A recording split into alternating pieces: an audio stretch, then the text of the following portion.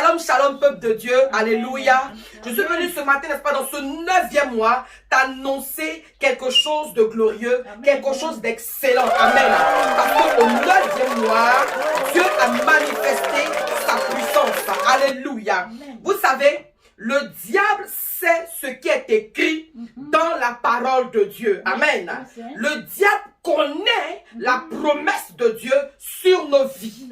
Il est déterminé à nous faire échouer lamentablement. Le diable, sachant effectivement, n'est-ce pas, la grandeur de Dieu, la puissance de Dieu et la faveur de Dieu sur nos vies, n'est-ce pas, s'engage à beaucoup de choses pour nous faire rétrograder, pour nous persécuter. Amen. Il engage beaucoup de choses, hein, des attaques terroristes. Tout cela, n'est-ce pas, pour nous refroidir. Le diable, n'est-ce pas, se manifeste de sorte qu'effectivement, l'amour de plusieurs, n'est-ce pas, se refroidisse. Il pousse des nations à prendre des décrets afin qu'effectivement, il n'y ait point de rassemblement, n'est-ce pas, pour les enfants, les fils de Dieu que nous sommes. Alléluia. Le diable, n'est-ce pas, se déchaîne, il se ligue contre nous, contre les serviteurs de Dieu, contre les enfants de Dieu, afin qu'effectivement, la parole de Dieu ne soit point annoncée, afin qu'effectivement, la moisson ne se manifeste pas. Gloire à Jésus-Christ de Nazareth. Oui, le diable combat l'église de Dieu de ce jour, afin qu'effectivement, l'église, n'est-ce pas, a perdu toute confiance en Dieu. Le diable se manifeste de telle sorte que les enfants de Dieu pensent que Dieu, n'est-ce pas, n'est plus réel. Alléluia. Amen.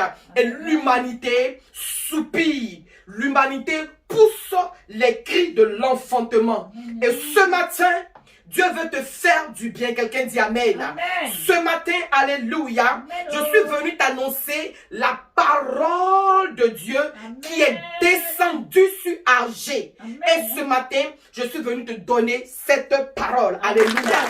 La Bible dit dans le livre de Agé 2, versets 18 à 19, que nous allons lire, alléluia. Amen. La Bible nous parle de quelque chose de merveilleux. Amen. La Bible nous parle de quelque chose de spécial. Amen. La Bible nous parle de quelque chose d'extraordinaire. Amen. Considérez attentivement ce qui s'est passé jusqu'à ce jour, jusqu'au 24e jour du 9e mois.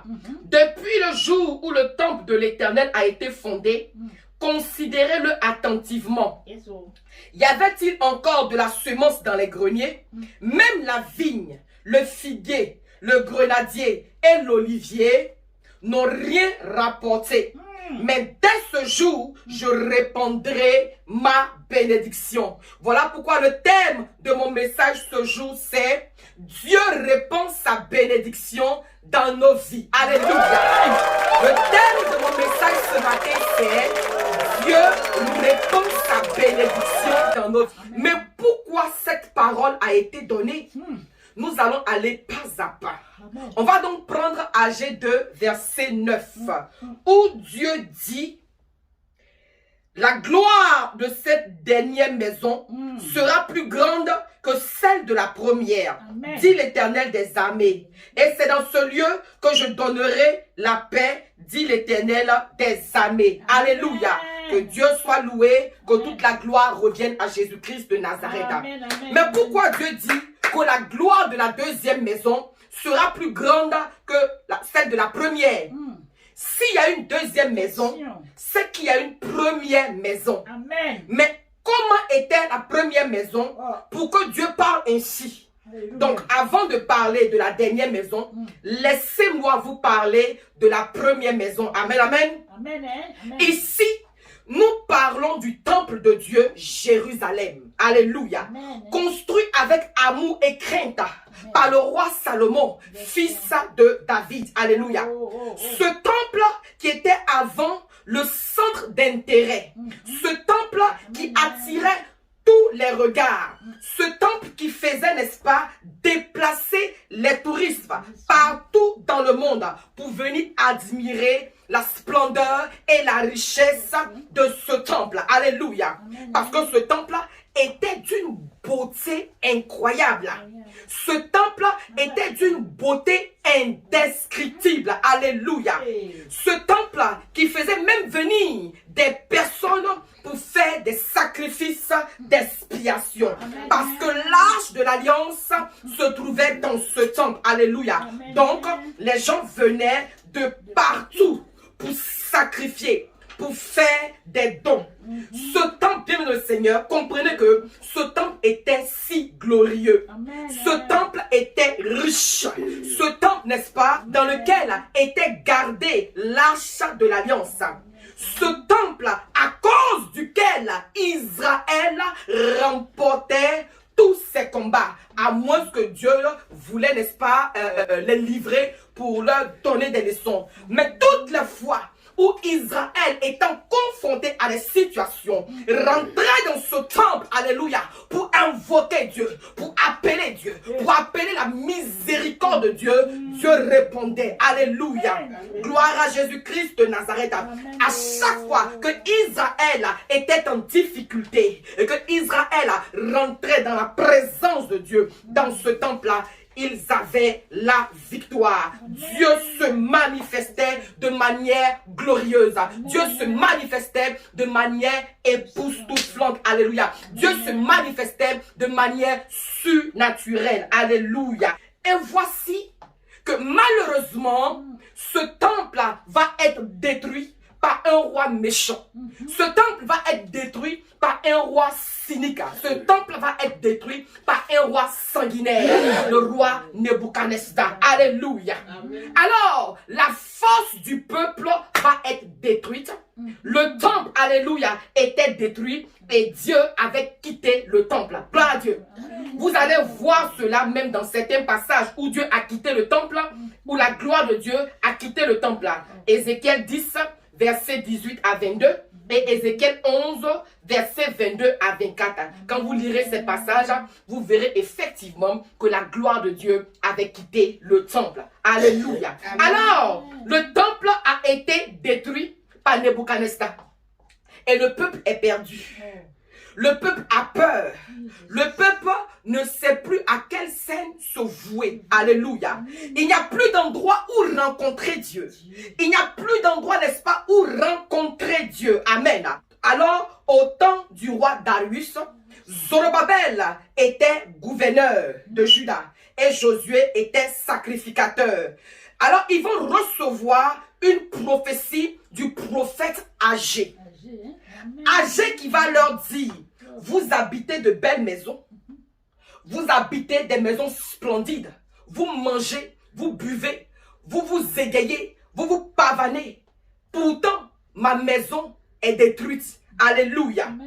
Vous êtes heureux, vous êtes content, n'est-ce pas? Vous fêtez, vous festoyez, vous mangez, vous buvez. Alléluia. Mais pendant ce temps, je n'ai aucun endroit où me reposer. Alors, cela va toucher le cœur de Zorobabel. Et ils vont décider de reconstruire le temple de Dieu. En ce moment donc, Agé va poser une question aux plus âgés qui étaient là. S'ils se souviennent de la première maison, gloire à Dieu, et les gens vont expliquer comment était la première maison. Et c'est ce que je vous ai expliqué dans mon introduction, où j'ai dit effectivement que le roi Salomon a bâti le temple de Dieu avec, n'est-ce pas, qualité, avec amour, avec crainte. Et ce temple, n'est-ce pas, de par sa beauté et de par sa notoriété, forçait l'admiration de plusieurs nations. Au point où se déplaçaient, n'est-ce pas, pour venir adorer Dieu dans le temple de Jérusalem. Amen. Mais à un moment donné, il va arriver que ce temple-là va être détruit. Alors, Dieu va se révéler au peuple de Dieu, n'est-ce pas, pour leur dire que pendant que vous festoyez, regardez que le temple est détruit. Je n'ai plus d'endroit, n'est-ce pas, où me reposer. Ainsi donc, le cœur de Zorobabel, le cœur du peuple va être touché et ils vont s'engager à construire le temple de Dieu. Amen. Ce faisant, une question va leur être posée pour leur demander que est-ce que vous savez même comment le premier temple était? Alléluia. Amen. Gloire à Jésus-Christ. Écoute-moi bien ce matin. Il y a des souvenirs qui peuvent nous empêcher d'évoluer. Quand tu penses aux exploits passés, quand tu penses aux prouesses passées, c'est-à-dire, je donne un exemple, là, vous allez entendre des personnes qui vont dire, ah moi avant là, dans mon avant, en tout cas, j'étais riche, dans mon avant, j'étais glorieuse, dans mon avant, c'est-à-dire qu'en tant que serviteur de Dieu, il suffit que je lève simplement la main et que le paralytique commence à marcher. Il suffit que j'annonce une parole là, et que l'aveugle commence à voir. Il suffit, n'est-ce pas, que je soupire, que, n'est-ce pas, le muet se mette à parler. Ça, ce sont les prouesses passées. Ça, ce sont les exploits passés. Alléluia. Et donc, quand nous pensons un tant soit peu à ce qu'on était capable de réaliser à l'époque, du coup, on se demande bien que sera, n'est-ce pas, notre lendemain. Est-ce qu'on sera à mesure, est-ce qu'on sera capable de faire autant qui est. Alléluia. Gloire à Dieu. Et certainement que c'est ton cas. Et tu te poses, n'est-ce pas, la question de savoir, est-ce que tu peux encore? Et du coup, tu es découragé et tes forces te quittent, les forces te lâchent. Le peuple d'Israël, en ce temps-là, était découragé. Ils ont dit, mais avec la gloire qu'on a vue avant, où on peut trouver cela encore? Avec toutes les richesses qui étaient dans ce temple-là, où on peut retrouver ça encore? Ces souvenirs, n'est-ce pas, peuvent nous empêcher d'avancer. Gloire à Dieu.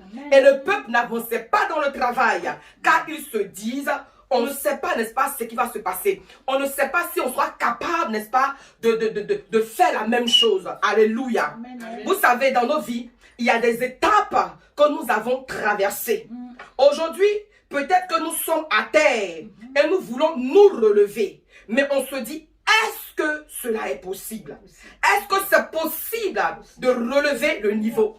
Est-ce que c'est possible de remonter la pente? Alléluia. De toute façon, mon commerce marchait avant. Est-ce que mon commerce peut marcher encore aujourd'hui? De toute façon, Dieu m'utilisait avant.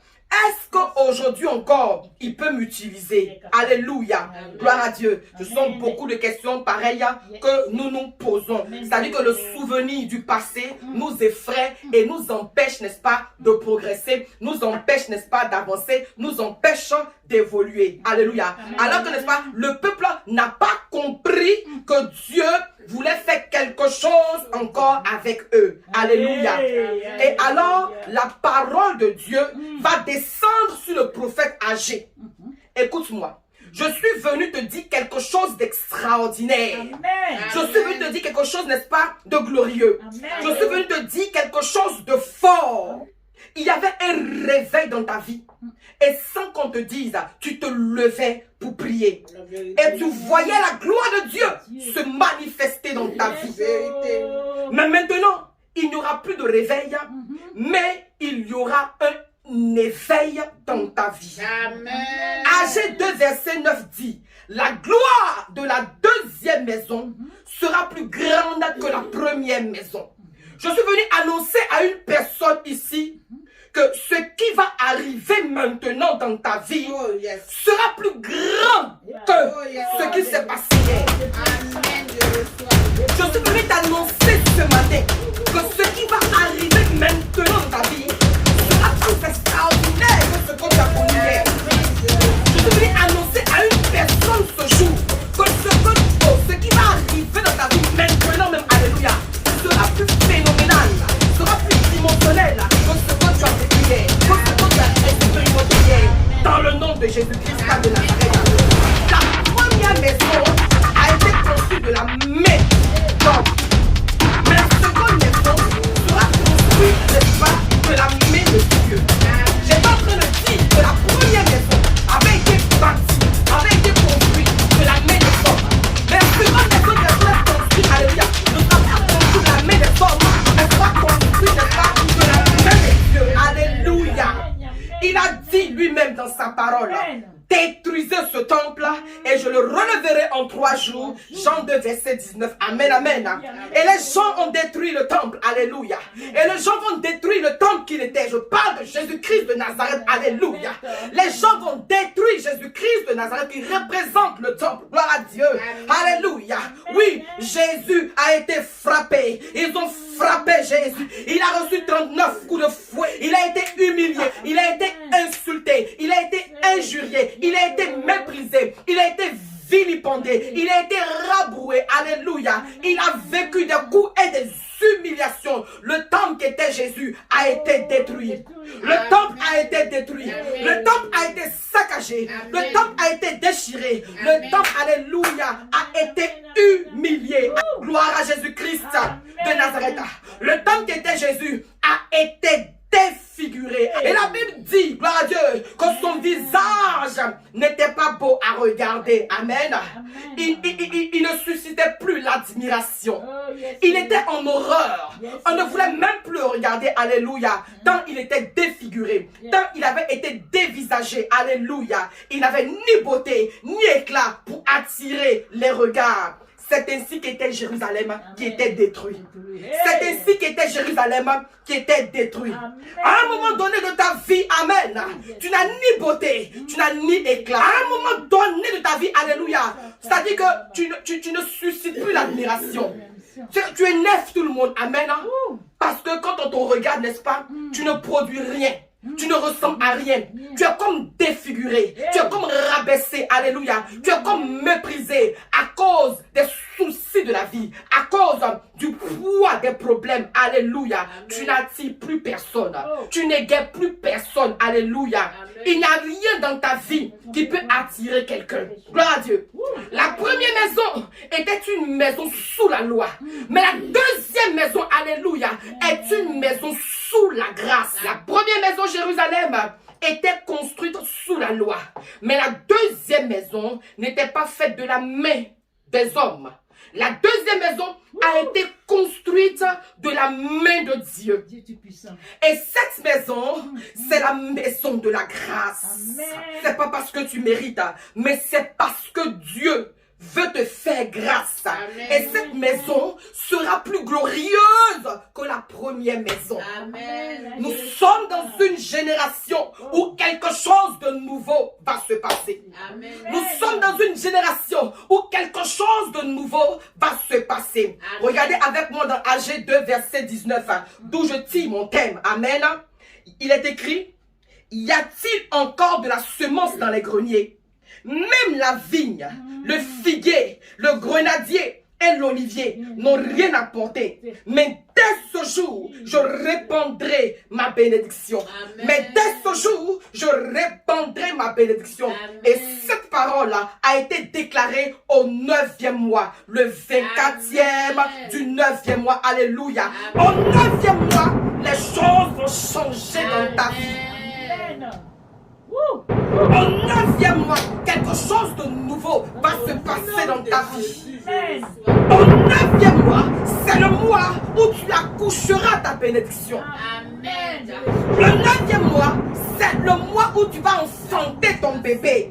C'est le mois où tu auras ta bénédiction. Alléluia. Au 9e mois, c'est le mois où quelque chose va se passer dans ta vie. Amen. Amen. Regardez, quand vous regardez, n'est-ce pas, dans AG 2, verset 19, n'est-ce pas, chaque arbre, chaque élément, n'est-ce pas, a une signification. Il parle, n'est-ce pas, de la vigne, du figuier, du grenadier et de l'olivier. Amen. C'est quoi la vigne? La vigne, n'est-ce pas, représente le vin. La vigne, c'est le vin et c'est le Saint-Esprit. Gloire à Dieu. Amen. Le figuier, c'est la parole de Dieu. Amen. Il dit, mon Père est le vigneron. Il est le figuier et nous sommes les sarments. Donc, c'est Jésus qui est le figuier. Il est la parole de Dieu. Amen. Et le grenadier symbolise la richesse. Le grenadier symbolise la fécondité. Amen. Le grenadier symbolise, n'est-ce pas, la multiplication. Amen. Et l'olivier symbolise l'onction. Mais qu'est-ce que Dieu veut nous dire par là? En ce moment, Dieu nous parle des générations. Gloire à Dieu. Amen. Il y a eu les générations où on récitait la Bible. Gloire à Dieu. Dans certaines églises, n'est-ce pas, il fallait retenir la parole de Dieu. C'était la génération du figuier. Gloire à Dieu. Et la deuxième génération, n'est-ce pas, c'est la génération du vin. C'est la génération où on parlait en langue. Ça me fait penser, n'est-ce pas, aux églises pentecôtistes, n'est-ce pas, où on parle en langue, on parle en langue, on parle en langue, n'est-ce pas. Et cette génération est passée. Et il y a eu la génération de l'olivier, où l'onction se manifestait de manière puissante. Les malades guérissaient, n'est-ce pas, de façon instantanée. Amen. Au temps de la génération des Oliviers, quand on va envoyer les malades, les paralytiques, les boiteux, les aveugles, écoutez, c'était tout genre de maladies, n'est-ce pas? La puissance du Saint-Esprit, n'est-ce pas, opérait le miracle, opérait la guérison de façon spectaculaire. Oui, on a connu cette génération-là. Amen. Et les choses se passaient de manière glorieuse. Cette génération est passée. Et il y a la génération des grenadiers, amen, où les gens parlaient de la prospérité. La génération des grenadiers, n'est-ce pas, est la génération où les gens parlaient de la gloire, de la richesse, amen. Cette génération est passée.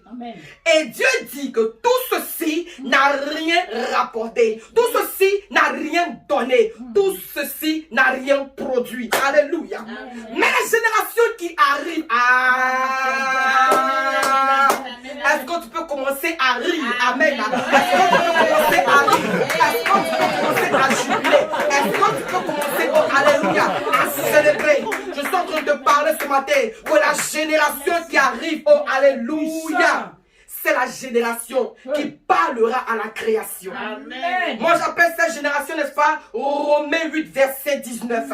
C'est la génération qui parlera à la création et la création obéira. Amen. La génération de Romains 8, verset 19 est cette génération qui parlera à la création et la création obéira. Amen. Amen. Une génération de vrais sacrificateurs. Amen. Une génération de vrais motivateurs. Amen. Une génération, n'est-ce pas, oh oui, des vrais éveilleurs de conscience. Amen. Une génération, n'est-ce pas, qui parlera selon le temps dans lequel nous sommes. Gloire à Dieu. Amen. Oui, pour que la maison soit toujours glorieuse, il faut toujours un sacrifice. Alléluia. Une génération de personnes qui sait se sacrifier et qui sait faire des sacrifices. Amen. La Bible dit, quand la maison a été détruite, la maison s'est sacrifiée. La maison est allée au sacrifice. Le temple s'est sacrifié. Celui en qui l'arche de l'alliance, c'était Jésus. Christ est allé à la croix et il s'est sacrifié. Amen, amen, amen. Mais après son sacrifice, la Bible dit que son nom a changé. Alléluia. Après son sacrifice, la Bible dit que son nom a changé. Il s'appelait Jésus quand il était frappé. Il s'appelait Jésus quand il était humilié. Il s'appelait Jésus quand on le fouettait. Il s'appelait Jésus quand il a été défiguré. Il s'appelait Jésus quand on a craché sur son visage. Il s'appelait Jésus quand il a été, n'est-ce pas, défiguré. Amen, amen. Il s'appelait Jésus quand il a été détruit. Mais quand il a fait le sacrifice et qu'il est mort, alléluia, la Bible dit, quand il est sorti du tombeau, gloire à Dieu, il ne s'appelait plus Jésus, mais il s'appelait Christ. Il s'appelait Christ, alléluia. Il y avait Christ qui s'est ajouté, n'est-ce pas, à son nom. Il y aura des rajouts à ton nom. Il y aura des rajouts à vos noms. Il y aura des rajouts à vos noms, alléluia. Il y aura même, n'est-ce pas, des noms qui seront radicalement transformés. Il y aura des noms qui seront complètement changés. Alléluia. Ce matin, oh alléluia, je veux voir ceux qui sont prêts à être construits. Amen. Pour devenir une nouvelle maison.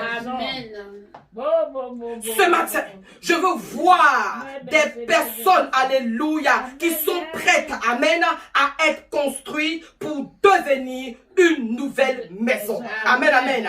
Ceux qui sont prêts à rentrer dans cette nouvelle génération. Cette génération qui parle à la création. Amen. Cette nouvelle génération qui sait donner des ordres. Parce que la Bible dit que la création tout entière attend avec un ardent désir la révélation des fils de Dieu. Alléluia. Romains 8, verset 19. Amen. Bien-aimé, en ce 9e mois, Dieu répand sa bénédiction sur toi. Dans ce 9e mois, amen, Dieu répand sa bénédiction sur ta vie. Dans ce 9e mois, Dieu répand sa bénédiction sur ta maison. Dieu répand sa bénédiction sur tes affaires. Dans ce 9e mois, Dieu répand sa bénédiction sur toi. Toi qui avais été brisé, toi qui avais été humilié, toi qui avais, n'est-ce pas, été rabaissé, toi qui avais été, n'est-ce pas, huillé, toi qui avais été méprisé, toi qui avais été accusé, toi qui avais été victime, n'est-ce pas, de méchanceté.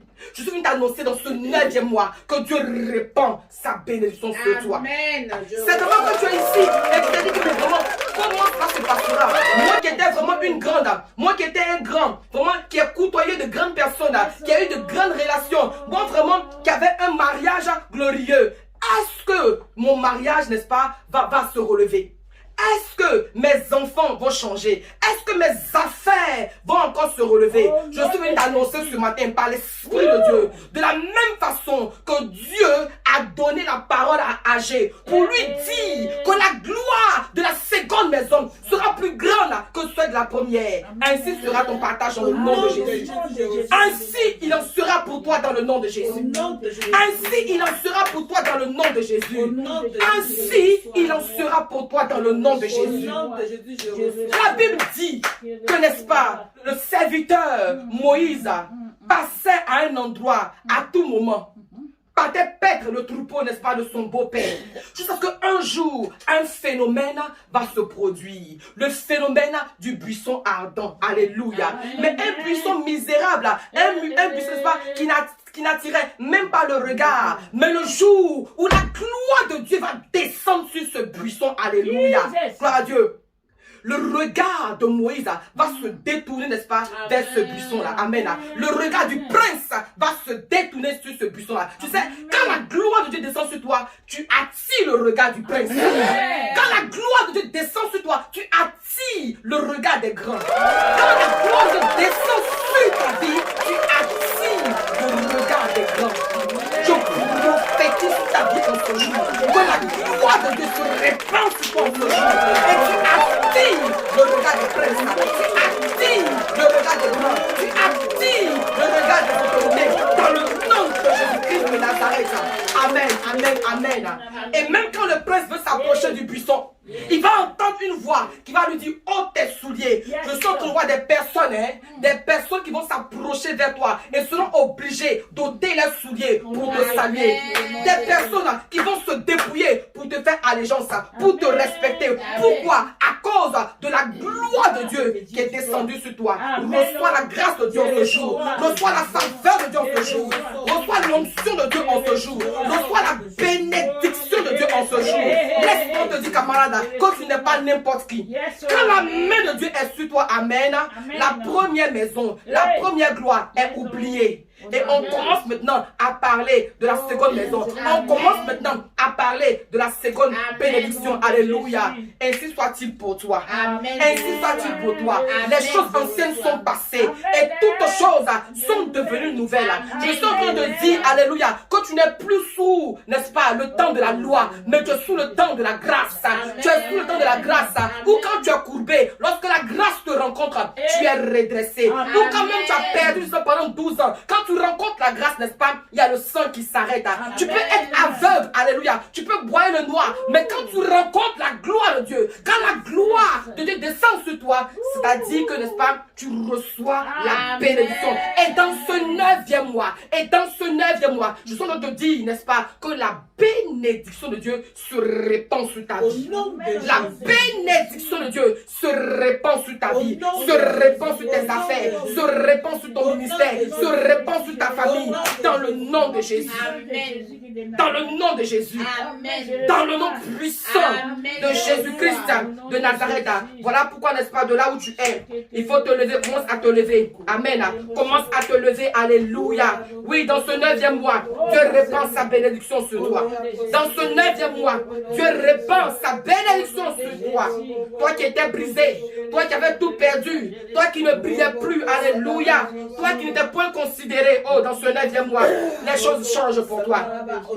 Les choses changent pour toi. Alléluia. Dans ce 9e mois, la bénédiction de Dieu se répand sur toi. Amen. Et tu commences à manifester les œuvres de Dieu. Tu es repositionné. Tu es repositionné. Tu es repositionné dans le nom de Jésus-Christ de Nazareth. Oui, répète après moi. Je fais partie de la nouvelle génération. Je fais partie de la nouvelle génération. Je fais partie de la nouvelle génération. Je fais partie de la nouvelle génération. La génération qui parle. La génération qui parle. La génération qui donne des ordres La génération qui donne des ordres à la création. à la création. Et la création obéit. Et la création obéit. Je suis le produit de la grâce de Dieu. Je suis le produit de la grâce de Dieu. Les choses anciennes sont Les passées. choses anciennes sont passées. Je marche dans la nouveauté. Je marche dans la nouveauté. Je marche dans la bénédiction de Je Dieu. marche dans la bénédiction de Dieu. Je produis des fruits dignes du royaume. Je produis des fruits du royaume. Je suis béni Je suis béni au nom de au Jésus. nom de Jésus. Dans ce 9e mois, Dans ce 9e mois, je suis béni je suis béni au nom de Jésus. au nom de Dans Jésus. ce 9e mois, Dans ce 9e la mois, bénédiction de Dieu la bénédiction de se Dieu répand sur moi. se répand sur moi. Et je suis béni. Et je suis béni. Et je suis béni. Et je suis Et je béni. suis béni. Et je suis béni. Dans le nom de Jésus. Dans le nom de Jésus. Amen. Amen. Amen. Amen. On peut acclamer le Seigneur. Nous donnons toute la gloire à Dieu. Nous bénissons le Seigneur. Alléluia. Nous rendons grâce à Dieu parce que dans ce 9e mois, les choses anciennes sont passées. Dans ce 9e mois, la gloire de la seconde maison est plus grande que celle de la première. Dans ce 9e mois, la bénédiction de Dieu se répand sur vos vies, se répand dans vos vies. Soyez immensement bénis dans le nom de Jésus. Amen. Amen. Amen. Amen. Amen.